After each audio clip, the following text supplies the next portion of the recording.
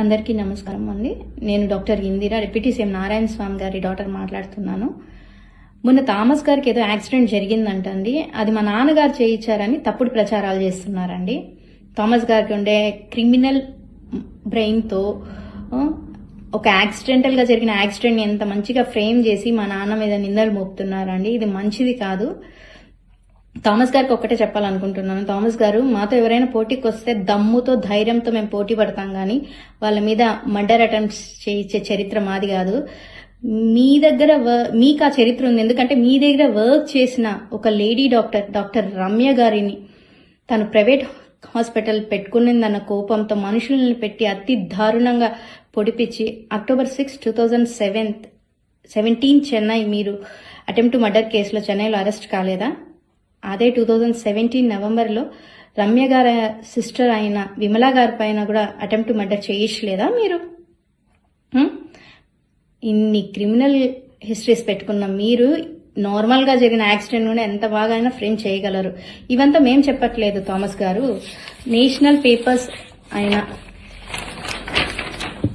Hindu పేపర్లోను, Deccan Chronicle పేపర్లో, ఇగో మీరు బాగా కనిపిస్తున్నారు చూడండి, డెక్కన్ క్రానికల్ పేపర్లో, హిందూ పేపర్లో,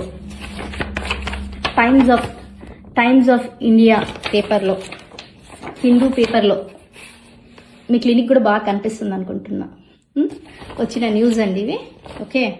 ఇదే కాకుండా మీరే సొంతంగా ఇవే కాదు ఇంకా చాలా క్రిమినల్ కేసెస్ నా పైన ఉన్నాయి అనేసి గవర్నమెంట్కి మీరు సబ్మిట్ చేసిన అఫిడవిట్. అవే కాదు ఇంకా చాలా కేసెస్ ఉన్నాయి అని మీరు సబ్మిట్ చేసిన అఫిడవిట్. ఇవే మేము మీరు చెప్పినట్టు ఊరికే నిందలు మోపట్లేదు. విత్ ఎవిడెన్స్ చెప్తున్నాం. ఓకేనా? డబ్బు ఒక్కటే క్రైటీరియాగా తీసుకొని ఏ కుళ్ళిపోయిన చెత్త అయినా పర్వాలేదు, ఎన్ని నేర చరిత్రలు ఉన్నా పర్వాలేదని చంద్రబాబు నాయుడు గారు మీకు టికెట్ ఇచ్చారు.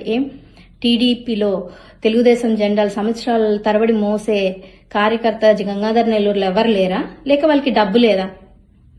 డబ్బు ఒకటే క్రైటీరియా మీ పార్టీ. గుర్తుపెట్టుకోండి. ఆడవాళ్ళకి 50% రిజర్వేషన్ క్రియేట్ చేయించి ప్రతి ఒక్క దాంట్లో క్యాబినెట్ పోస్ట్ దగ్గర నుంచి ప్రతి ఒక్క పోస్టులోనూ సముచిత స్థానం కల్పించి ఆడవాళ్ళకి చేయూతనిస్తున్నారు జగనన్న గారు. నారాయణ స్వామి అన్న గారి కూతురు అన్న ఒకే ఒక కారణంతో మా అక్కగారికి ఈరోజు గంగాధర్ నెల్లూరులో టికెట్ ఇచ్చారు.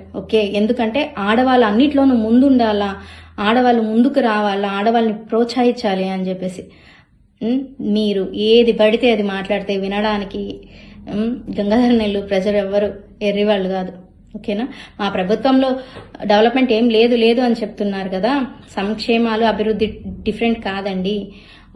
సంక్షేమ పథకాల ద్వారానే అభివృద్ధి సాధించగలం. ఒక పేదవాడికి మినిమల్ రిక్వైర్మెంట్స్, ఫర్ ఎగ్జాంపుల్ విద్య, వైద్యము, హౌస్ అలాంటివి సంక్షేమ పథకాల ద్వారా అందించి వాళ్ళకి చేయూతనిచ్చి వాళ్ళని పైకి తీసుకొచ్చి ధనవంతుడితో సమానంగా పోటీ పడేటట్టు చెయ్యడమే అభివృద్ధి. అది మా ప్రభుత్వంలో జగనన్న చేస్తున్నారు. అది మీ కంటికి కనిపిస్తున్నా కూడా మీరు ఇలా మాట్లాడుతున్నారంటే మరి మీకు గుడ్ అని అనుకోలే ఏమో, మరి నాకైతే అర్థం కావడం లేదు.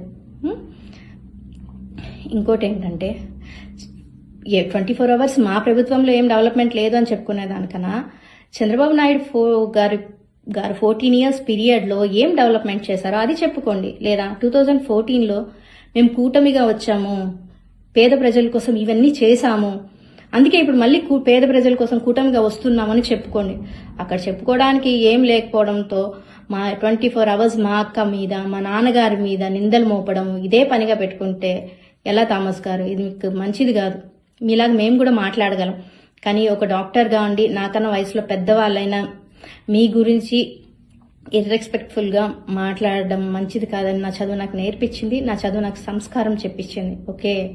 గుర్తుపెట్టుకోండి.